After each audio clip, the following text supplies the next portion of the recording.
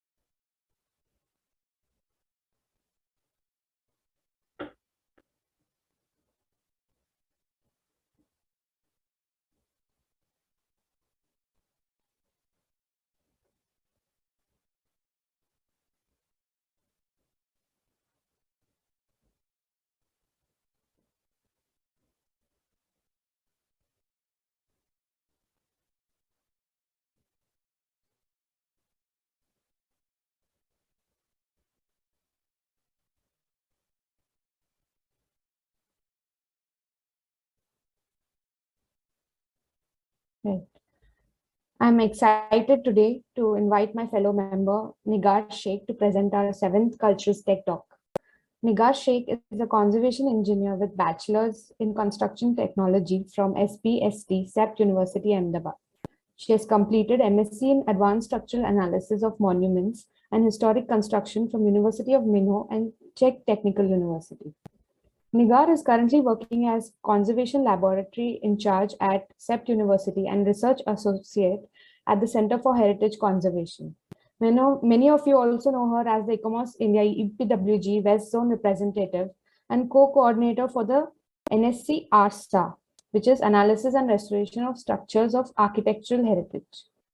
In her presentation today, Nigar hopes to bring focus towards marginalized narratives that counter the Ahmedabad city's dominant World Heritage narrative.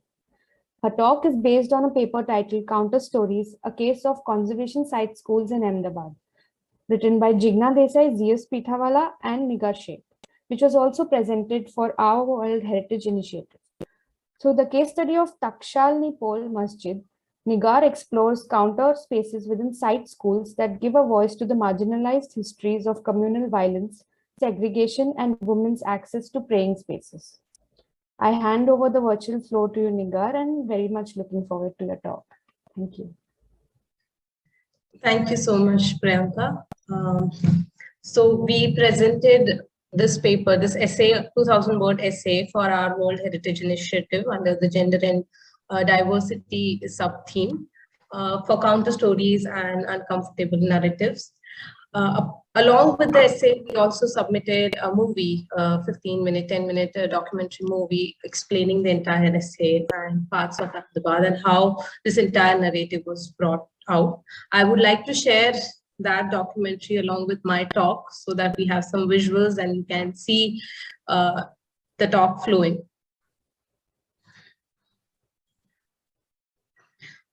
Okay, I hope my screen is visible. Yes. Okay.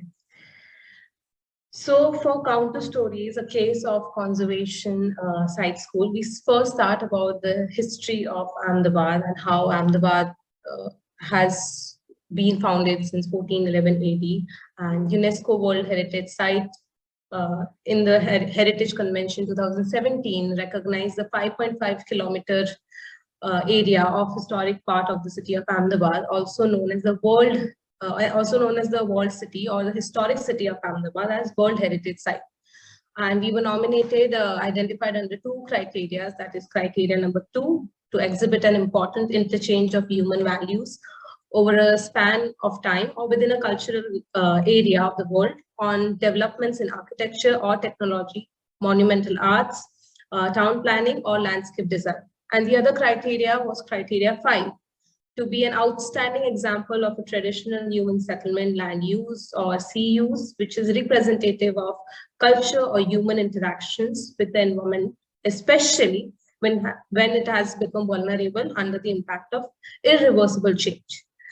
Now, Ahmedabad city, with the narrative of Ahmedabad's history, it is presented as a multicultural character with layered community life. Most of the policies and projects introduced in this part of the city since 2010.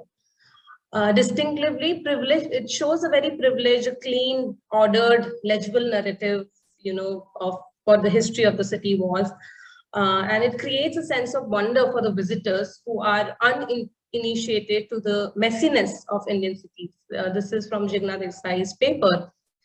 Now, heritage places can invoke distinct sense, of place based on how various inhabitants from a place are attached to the city. Histories of contestations can invoke a sense of citizenship, agencies, uncomfortable past. There are some memories which are not that pleasant. Heritage places within its layered, possibly ambivalent narratives can stir memories of reconciliation is entirely missed out in this clean narrative which we usually see of Ahmedabad. Today, many listed structures within the historic cities are lying dilapidated and in abandoned condition. One such may be due to lack of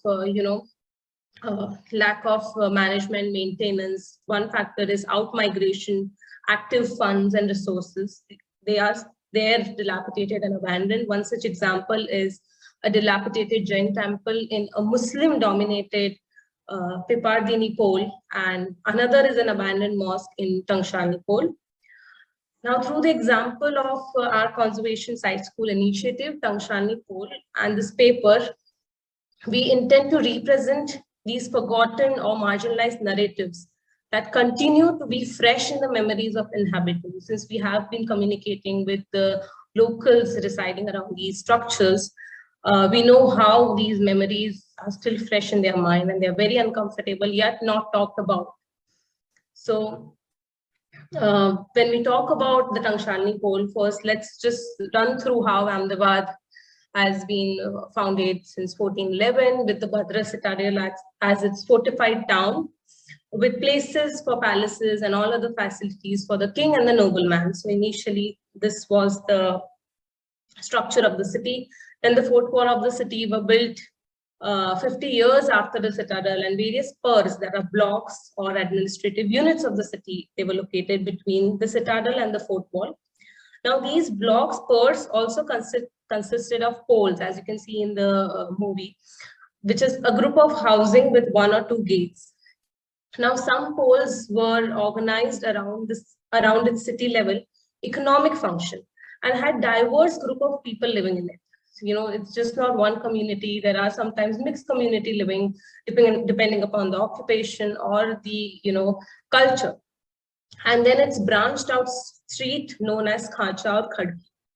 Mandvini Pol, for example, was a neighborhood where major markets were placed, with structures linked with tax collection were located there. Now, similarly, Tangshalni Pol had a mint, that is Tankshal, there's mint, and both these poles were populated by families of traders and administrators closely linked to these structures, at times specially invited by the king and noblemen. And these as an evident through the wooden mosque, which is Tangshalni Pol Mosque. Each of these groups of people had a unique trajectory of migration before they settled here, whose histories are not part of the dominant narrative, which we, through the research while working with the Conservation Site School, could come upon. Now, when we talk about the Tangshalni Pol Mosque, which is a very curious case of wooden mosque in Ahmedabad, it is identified, mosques in Ahmedabad have been identified by World Heritage narrative as built in sandstone, having ornamental, jalis, iconography of various craft traditions, and are exemplars of Sultanate architecture built under patronage of either kings or noblemen. Now, this particular mosque located at Tankshal, Pol, is not like that. It's unlike the sandstone ornamented mosques which are there in Ahmedabad. It has very obvious difference in the materiality, and which further this difference was also pointed out by, if you see the mosque, we had then done a lot of research, and the difference was later pointed out by Gauri Bharat, Dr. Gauri Bharat, who is a architectural historian. She observes that the mosque had an upper level that was used as Jamaat Khana, which is a place for gathering among sects such as Ismailis, for instance. More interestingly, the mihrabs which the mosque have are semicircular. There are 3 mihrabs in plain, as you can see in the plan, with a semicircular arch and enclosed pavilion-like space meant for prayers. And this pavilion-like space, as you can see in the image, was supported by 16 columns. Now, she could then connect this structure with Sola Khambi Masjid, which literally translates to the 16-column mosque located in Bhadrashwar, Kutch. And the way, these two mosques are similar, the materiality and the construction of the mosque, which is closer to the domestic architecture of Ahmedabad, indicates that the mosque, unlike the stone mosque, was possibly built under the patronage of members of an affluent community rather than it having a royal patronage.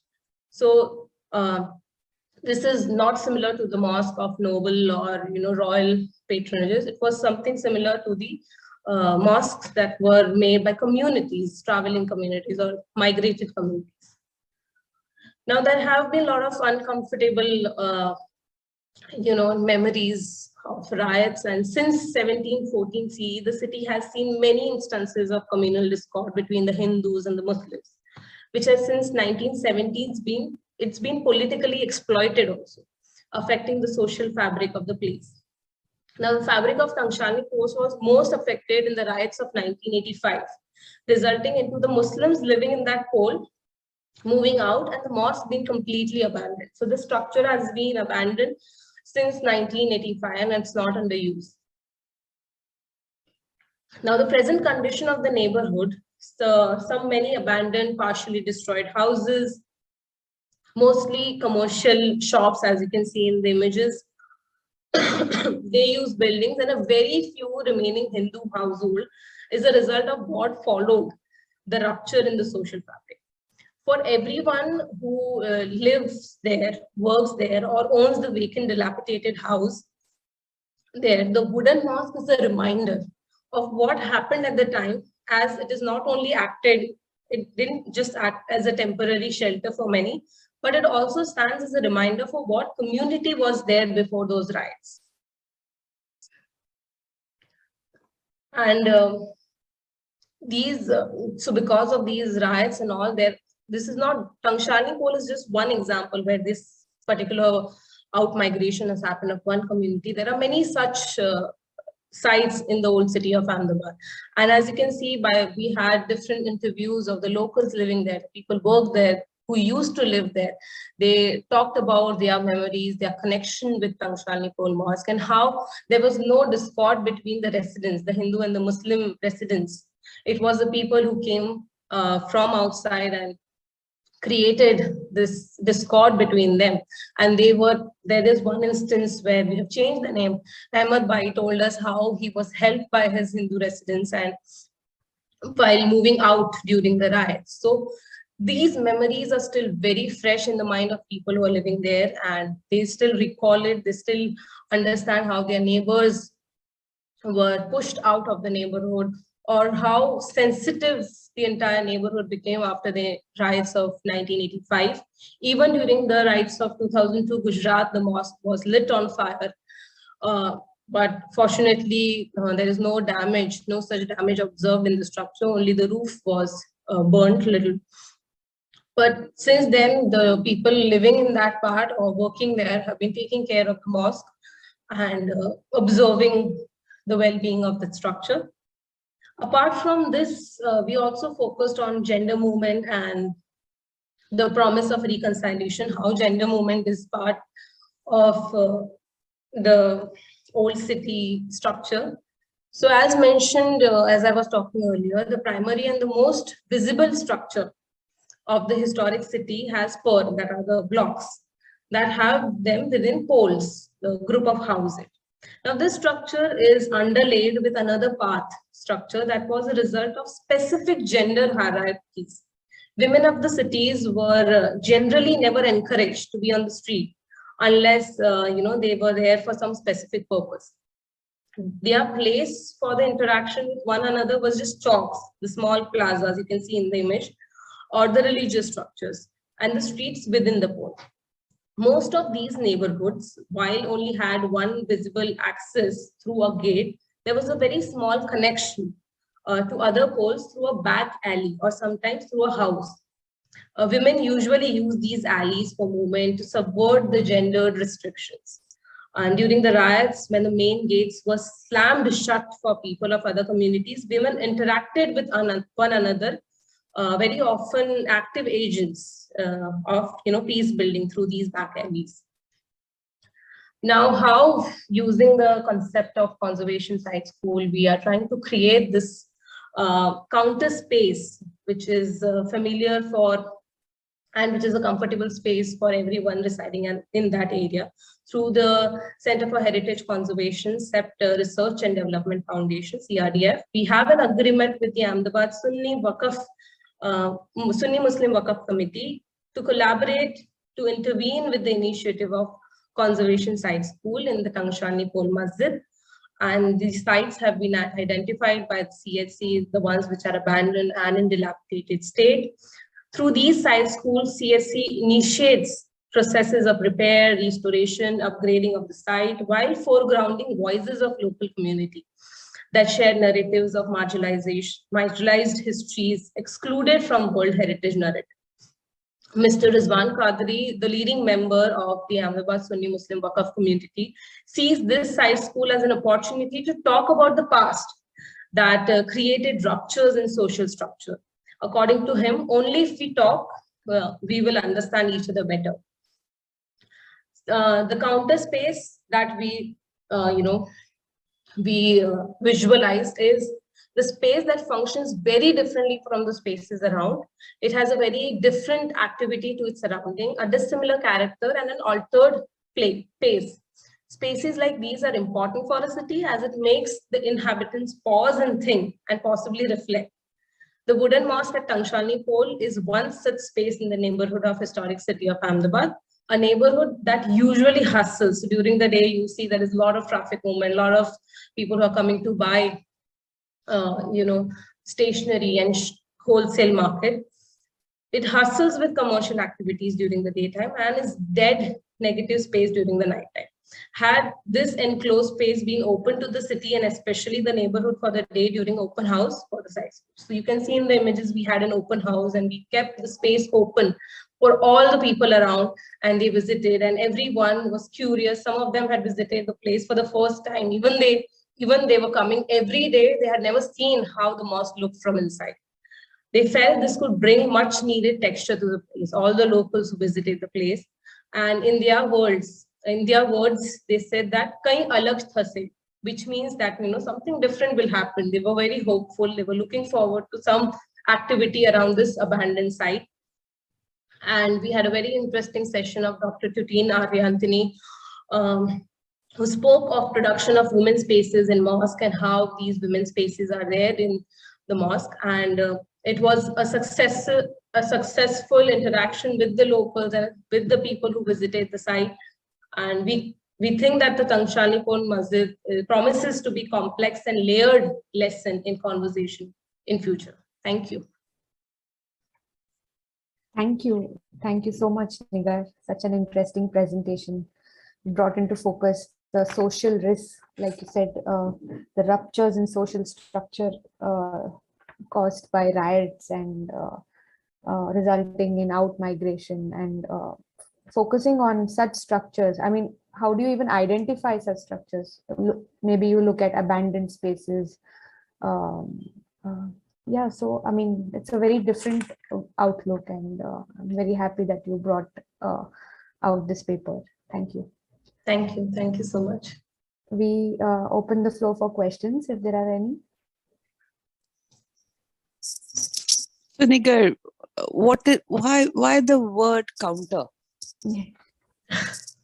So basically, ma'am, it's not the narrative which is there. It's countering the narrative that, it's a peaceful place and there's no uncomfortable memory.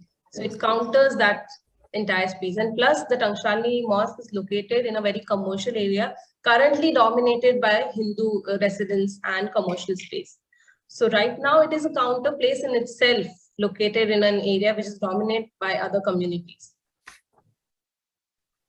And also countering the dominant just as an example, what would be the opposite of this space in Ahmedabad, in your mind?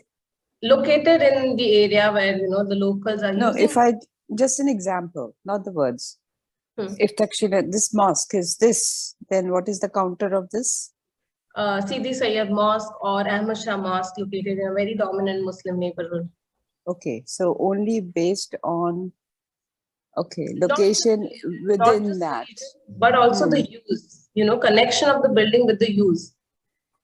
So is it used now? No, it's abandoned. No, it's abandoned, completely abandoned, but that's what we are trying to revive it. So use, even not just for praying, but these places, when we had interactions with the local who used to use the place earlier, they were also using not just for playing, but also for socializing. So there were a lot of activities of learning, teaching happening in the Jamaat Khana. There were gatherings in the mosque, which are now completely, cut off. And it's just an abandoned building, which is there waiting for its, dilapidation.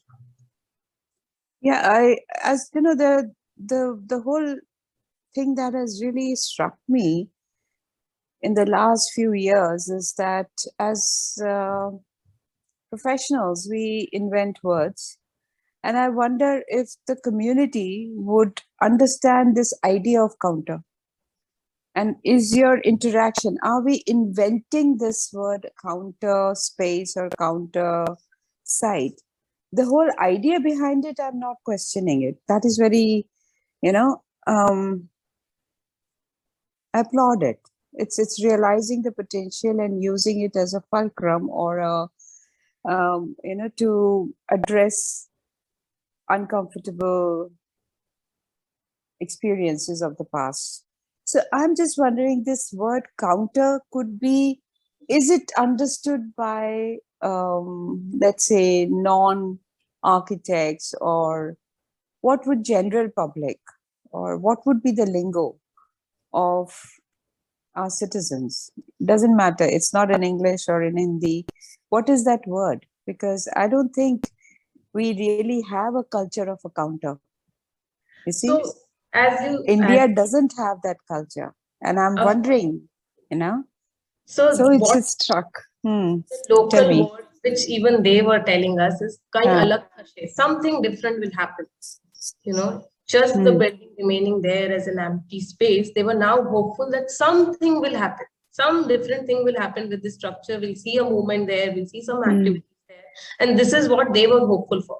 So according to us, the meaning of counter for them is something different will happen with the space. Also, Nigar, Nigar, you also mentioned counter as comfortable. So I think that is also an interesting thing to look at. I mean, to make people comfortable in a space where a lot of the locals there, initially when we talk to some people, many of them, when we talk that, okay, you have been here for years, 60 years, 50 years, have you seen the mosque from inside? They said, no, we are not from the same religion. How can we go and see the mosque? And they were not very comfortable also with that sense of going inside a religious structure which doesn't belong to them. So, but through our, through our communication, conversation, they all, at the end of the open day, they all were comfortable to come inside, see the structure, be in awe of the structure, that, oh, this is big from inside. And then they were comfortable with the space. So now whenever we go there and we open the space, there is the sense of curiosity. You'll see the locals coming in, checking out what is happening inside. They're not So the initial discomfort or, the initial hesitance, which was there for them, that is now broken. Now they approach the structure as a structure, as a place which is welcoming, which is like a space for them, not restricting them from that space. So in a way, it's a coming together space now, no? Yes. So the counter narrative, because India somehow has always been a melting pot. It's never been a counter. And why we are uncomfortable with these waves whenever they rise is because somehow our conditioning, mental conditioning in our own, I think I would say 80% of our people would be about, either the word adjust or it is about acceptance. It's not about encountering. You don't encounter. And so I'm wondering whether counter. So it just kind of struck me that are we, because you see, when you give this presentation and the more we talk about these, this is likely to be something that will go forward in other places as well, because it's not one-off. Okay, World Heritage Site tag and the two distinct community and the history of violence maybe, and it is a center in a way for riots which have flared then everywhere. But like Mohalla, if I look at Rajasthan, and Mohalla is where you gather, that space where everyone comes together, or if it is that space where which is about dissolving the differences, then I really wonder if the counter narrative, which may have been a good force moving forward, can it actually become something else? It's just a thought. So that also becomes like something that is encountered, and then there is a counter narrative, and then there is something else, acceptance of something. I look forward to that part. Of course, this is a long way to go, and very good though. Yeah, very nice. So definitely that is what we are also aiming at. Right now it's at the counter stage because even the locals, the people who are associated, all the stakeholders, they are under the process of understanding these, talking about the difficult memories, which they never talked about. Now they're talking openly. They are realizing there was no internal conflict, the residents there and the workers. Now they are in the counter stage, and we are hoping that in future there will be acceptance and, people would talk about it openly, people would be comfortable with that space, and not that stigma would just and ownership, because the next stage is to own everything. So facilitating ownership also of the past is one of the most difficult things that none of us are really, we know about it and we try, but as a community, as citizens, we try non-negotiating this difficult dialogues, no? Rather than going through them, accepting them, and taking ownership of it. The social causes should not become, politicized so much that the communities become divided. So that is another reason. So there, the counter narrative to popular narrative, which also needs to be specified, becomes important. Great, thanks. Yeah, stimulating. Thank you. I have two questions for you, Nigar. One is, did you actually calculate how many structures are there which are abandoned due to this reason?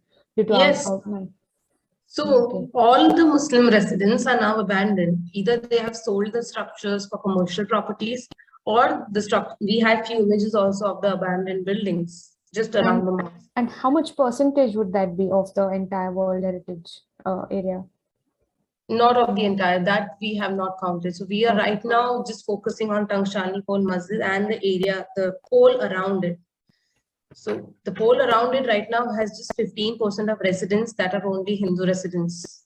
All the other residents have moved out, that those were Muslims or Hindus, they have moved out from the area, and they have either given their houses for commercial use, or they are just there as abandoned spaces.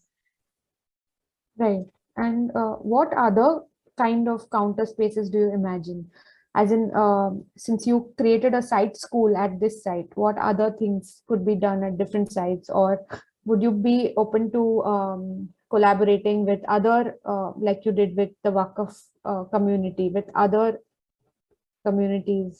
So we are already in in process of collaboration. Basically, the idea of conservation site school is collaboration on for abandoned and dilapidated buildings to make best practices policies or policies that other people can look forward to. This is not a project; it's a collaboration. So we are being very we are thinking a lot before having such collaborations. We have one such collaboration at Dharmaj, which is a town in Gujarat, with one of the Havelis wooden structure there. Two such collaboration there. But yeah, we are very mindful if the structure is abandoned, dilapidated, and no, it should have certain criteria and parameters before we collaborate with the institute. This mosque, because it was a timber mosque, very different from what we see in Ahmedabad, unlike the sandstone mosque. One being abandoned, the other, the stakeholders, Sunni Waqf committee, they were willing that okay, you can have for 3 years. We can have this collaboration, and we'll see how the restoration work goes on. And it is completely based on crowdfunding donations. So again, you collaborate, but if there are no funds, that is again a very important factor. So there are many criteria that we are ticking in before collaborating at such levels. But yes, this is an initiative we have started a year and a half back, and we are looking forward to having more such collaborations that are meaningful and that create some best practices to look forward to. Thank you. Thank you. It's a very alternative kind of practice and very stimulating that way. Yeah. So on behalf of NSC RP, I thank you very much for giving this talk.